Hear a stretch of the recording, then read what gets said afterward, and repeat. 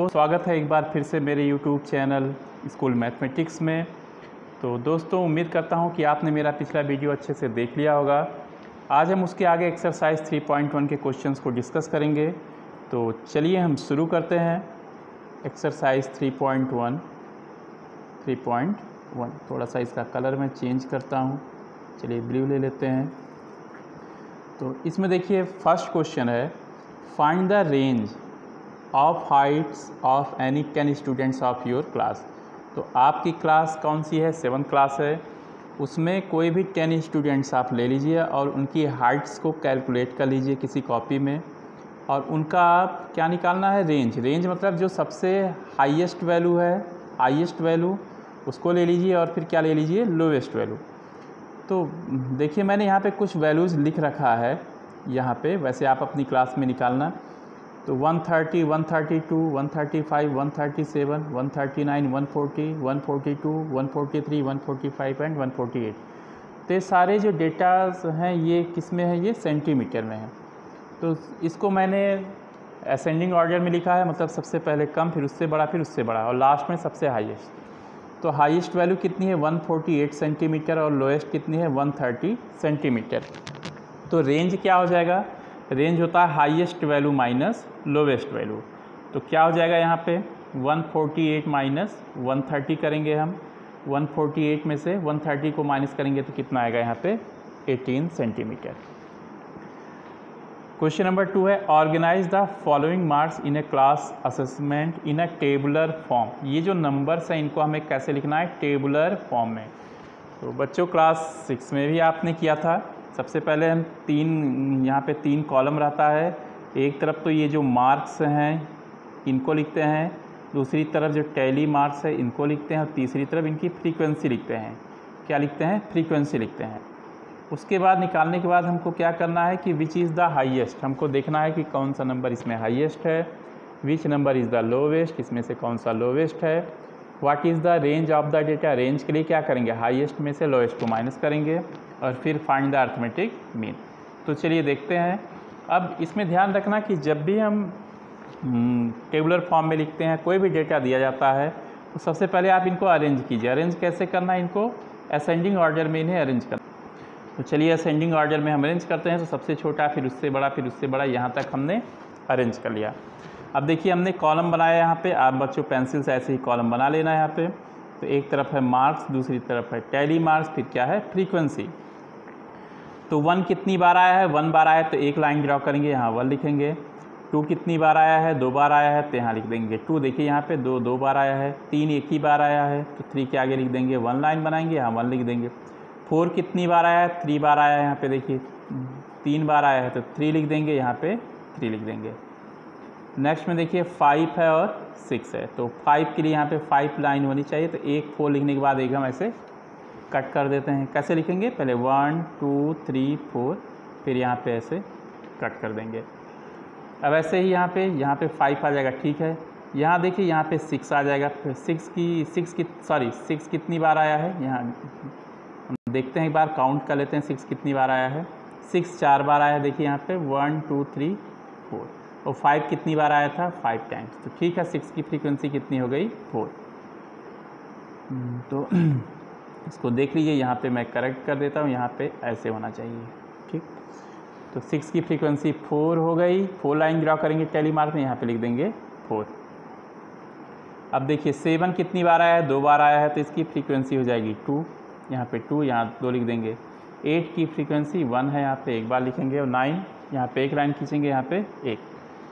अब जो 4 क्वेश्चन हैं उनके जवाब हम देते हैं। The highest number among the given data. तो जब हमने असेंडिंग ऑर्डर में लिखा था तो लास्ट में क्या था? 9 कैसा नंबर है? हाईएस्ट है। फिर है द लोवेस्ट नंबर, तो कहाँ से स्टार्ट हुआ था? 1 से स्टार्ट हुआ था। इसका लोवेस्ट नंबर क्या है? 1। इसके बाद क्या है? रेंज निकालना है हमको। तो रेंज क्या होता है? Highest value minus lowest value. तो कितना हो जाएगा? 9 - 1 = कितना हो जाएगा? 8।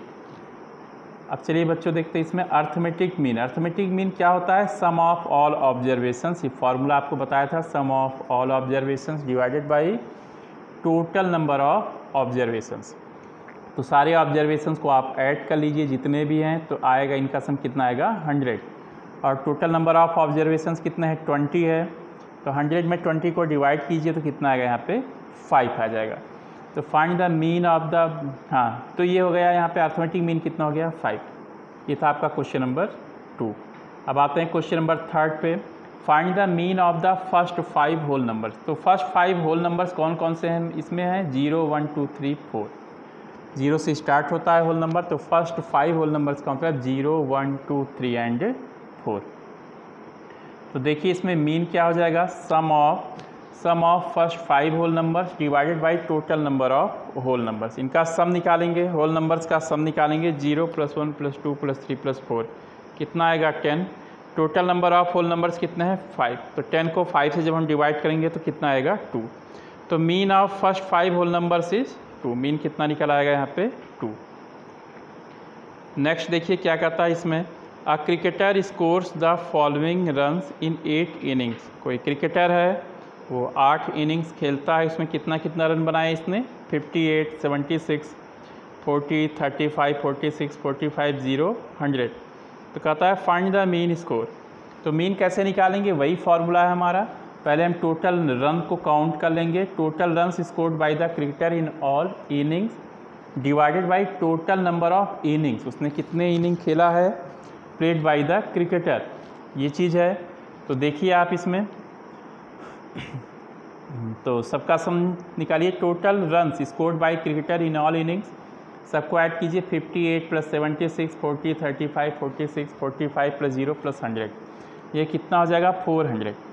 तो टोटल नंबर ऑफ इनिंग्स कितना है 8, तो क्या हो जाएगा मीन 400/8, ये कितना हो जाएगा 50। तो mean score of the cricketer is 50, ये हो जाएगा। अब क्वेश्चन नंबर 5 देखिए, following table shows the points of each player scored in 4 games. देखिए 4 गेम्स हैं, गेम 1 गेम 2 गेम 3 और गेम 4, और यहाँ पे कितने प्लेयर्स हैं इसमें 3 प्लेयर्स हैं, ए है बी है और सी है। तो गेम 1 में ए ने कितना स्कोर किया 14, गेम 2 में 16, गेम 3 में 10 और गेम 4 में 10। ऐसे बी ने कितना स्कोर किया, गेम 1 में 0, गेम 2 में 8, गेम 3 में 6 और गेम 4 में 4 स्कोर किया। और सी ने गेम 1 में 8, गेम 2 में 11, गेम 3 में खेला ही नहीं इसने और गेम 4 में 13। तो इन पे बेस्ड, इसी टेबल पे बेस्ड कुछ क्वेश्चन है, इनका जवाब हमें देना है। Now answer the following question. तो आप देखिए क्या कहता है, find the mean to determine as average number of points scored per game. तो हमें ए का एवरेज निकालना है, फिर क्या है to find the mean number of points per game for C would you divide the total points by 3 और 4। दूसरा क्वेश्चन है हमारा। और फिर क्या कहता है, B played in all the 4 games how would you find the mean. Fourth कहता है who is the best performer. तो बच्चों बेस्ट परफॉर्मर वही होता है जिसका एवरेज अच्छा होता है। जैसे आप अपने मार्क्स को देखते हो रिजल्ट में, तो जिसका परसेंटेज ओवरऑल ज़्यादा होता है वो बेस्ट परफॉर्मर माना जाता है। तो ऐसे यहाँ भी होगा। तो चलिए फर्स्ट से शुरू करते हैं। कहता है find the mean to determine as average number of points. तो एवरेज निकालेंगे ए के लिए, as average number of points क्या हो जाएगा, total points scored by A in 4 games. तो 4 गेम्स में जितना स्कोर किया रहेगा ए ने divided by total number of games. Total कितना गेम्स खेला इसने 4, तो सबको जोड़ लीजिए 14 + 16 + 10 + 10 डिवाइडेड बाई 4। तो कितना हो जाएगा 50/4। 50/4 कितना हो जाएगा 12.5, ये हो जाएगा 12.5 आ जाएगा। सेकंड क्या है, to find the mean number of points per games for C. उसने देखो सी ने क्या किया है, सी ने केवल 3 गेम खेला है, 4 में से केवल 3 गेम खेला है। तो हम जो टोटल सम होगा उसमें 3 से हम डिवाइड करेंगे, ना कि 4 से डिवाइड करेंगे। ये चीज़ है इसमें। कहता है we will find divide the total points by divide the total points by 3 because C played only 3 game. C ने केवल 3 गेम खेला है तो हम केवल 3 से डिवाइड करेंगे। अब कहता है B played in all the 4 games so we will divide the total points by 4 to find out the mean. क्योंकि बी ने 4 के 4 गेम्स खेले हैं तो हम 4 से डिवाइड करेंगे। अब देखिए यहाँ पे हमने बी का एवरेज भी निकाल लिया है। ए का एवरेज फर्स्ट वाले पार्ट में था, अब यहाँ बी का भी निकाल लेंगे। तो बी स्कोर क्या हो जाएगा, total score by be in 4 games by total number of games. तो बी ने कितना बनाया था 0 run 0 point 8 point 6 point 4 point. सबको हमने जोड़ लिया 18/4 तो कितना आ गया 4.5 points. Now we have to find the best performer among 3। तो हमने ए का एवरेज निकाल लिया, कितना था 12.5, ए का आया है 12.5 आया है। ऐसे ही बी का कितना आया है, बी का 4.5 आया है। अब हमें निकालना है सी का, देखते हैं सी का कितना है। तो सी का निकालेंगे हम, तो कितना आएगा, सी ने कुल कितना रन बनाया 3 मैच में, 8, 11 और 13। तो सबको जोड़ लेंगे तो कितना आएगा 32, इसको 3 से डिवाइड करेंगे हम, तो 3 से डिवाइड करने के बाद आएगा 10.67। तो आप देखिए कि ए का एवरेज अच्छा है, ए का सबसे हाईएस्ट एवरेज है कितना 12.5, which is more than B and C. Clearly we can say that A is the best performer among 3। अब आइए क्वेश्चन नंबर 6 पे।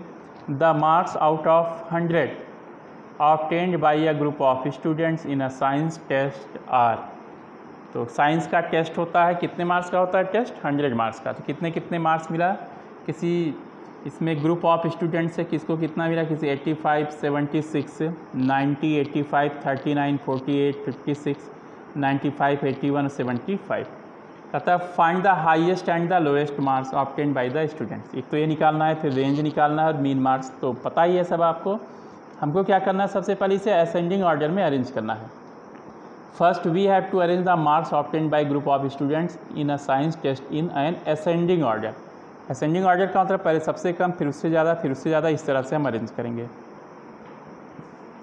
तो देखिए फिर इसमें the highest marks obtain by the student कितना हो जाएगा 95, हाईएस्ट मार्क्स कितना 95। The lowest marks obtain by the student कितना हो जाएगा 39। तो रेंज कितना हो जाएगा, highest marks minus lowest marks, तो कितना हो जाएगा 95 माइनस 39, कितना हो जाएगा 56। अब मीन निकालेंगे। मीन निकालने के लिए क्या करना है, हमें सबको पहले ऐड कर देना है, सारे जितने भी इसमें मार्क्स ऑब्टेन है सबको ऐड करना है। और कितने इसमें स्टूडेंट्स हैं, total number of marks, total number of marks कितना हो जाएगा यहाँ पे 10 हो, टोटल नंबर ऑफ मार्क्स कितने हैं 1, 2, 3, 4, 5, 6, 7, 8, 9, 10। 10 से हम क्या कर देंगे, डिवाइड कर देंगे। तो 730/10 कितना हो जाएगा 73। बच्चों कैलकुलेशन आप अपने आप से चेक करना, देखना सही गलत भी हो सकता है, जो भी हो इसमें। Question number 7, the enrolment in a school during 6 consecutive years was as follows. तो स्कूल में लगातार 6 साल तक कितने कितने इनरोलमेंट है 1555, 1670, 1750, 2013, 2540, 2820, इतने हैं। Find the mean enrolment of the school for this period. तो जो 6 कॉन्जिक्यूटिव ईयर्स हैं उसका मीन निकालना ये इनरोलमेंट का। तो मीन इनरोलमेंट क्या हो जाएगा, एक तो सम ऑफ ऑल ऑब्जर्वेशन, सबका सम निकालेंगे, divided by number of observation, मतलब सबको ऐड कर दीजिए इसमें, sum of all observation divided by 6। तो 6 से डिवाइड करेंगे कितना हो जाएगा 2058। तो the mean enrolment of the school for the given period is 2058, ये मीन हो गया। क्वेश्चन नंबर 8 है, the rainfall in millimetre in a city on 7 days of certain week was recorded as follows. तो देखिए मंडे को 0 millimetre कोई बारिश नहीं हुई, ट्यूसडे को 12.2, वेडनेसडे को 2.1, थर्सडे को 0.0, फ्राइडे को 20.5, सैटरडे को 5.5 और संडे को 1.0, इतने मिलीमीटर बारिश हुई। Find the range. तो रेंज कैसे निकालेंगे, जो हाईएस्ट बारिश हुई थी minus lowest. Find the mean rainfall for the week. Mean के लिए क्या करेंगे, सबको प्लस कर देंगे, यहाँ पे सबको जोड़ के किससे डिवाइड करेंगे हम 7। On how many days was the rainfall less than the mean rainfall. तो जो मीन आएगा उससे कम कम किस किस दिन है, तो देखते हैं हम पहले कितना आता है। तो फर्स्ट पार्ट है रेंज। रेंज क्या है, हाईएस्ट रेनफॉल कितना है 20.5 मिलीमीटर, सबसे अधिक बारिश हुई थी, और सबसे कम हुआ था 0। तो माइनस कीजिए 20.5 माइनस 0.0 कितना होगा 20.5 मिलीमीटर। अब मीन ऑफ रेनफॉल, मीन क्या हो जाएगा इसमें, सम ऑफ ऑल ऑब्जर्वेशंस, पहले सबको ऐड कर लीजिए और 7 से डिवाइड कर दीजिए, तो कितना आ जाएगा 41.3/7, 5.9 मिलीमीटर। अब हमको पता करना है नेक्स्ट में, थर्ड में, कि कहाँ कहाँ मीन से लेस बारिश हुई थी, मतलब 5.9 हमारा मीन आया, तो कहाँ कहाँ कम हुआ था। एक तो मंडे को कम हुआ था, वेडनेसडे को, थर्सडे को, सैटरडे को और संडे को, सब जगह क्या है मीन से कम बारिश हुई है, मतलब 5.9 से कम। थर्ड देखिए, we may observe that for 5 days Monday, Wednesday, Thursday, Saturday and Sunday the rainfall was less than the average rainfall. Ninth कहता है the heights of 10 girls were measured in centimetre and the results are as shown.